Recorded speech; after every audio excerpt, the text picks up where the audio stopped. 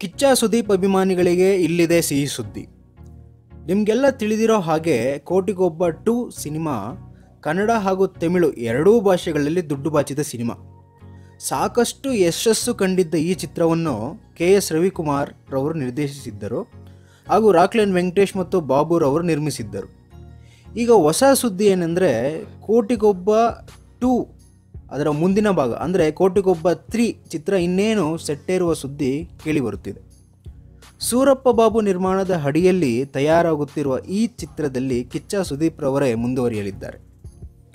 ಈಗಾಗಲೇ ಕೋಟಿಗೊಬ್ಬ 3 ಚಿತ್ರಕ್ಕಾಗಿ ಕಿಚ್ಚ ಸುದೀಪ್ ರವರಿಗೆ ಸಂಭಾವನೆಯ ಮುಂಗಡ ಹಣವನ್ನು ಕೊಟ್ಟು ಚಿತ್ರವನ್ನು ಫೈನಲೈಸ್ ಮಾಡಿದ್ದಾರೆ.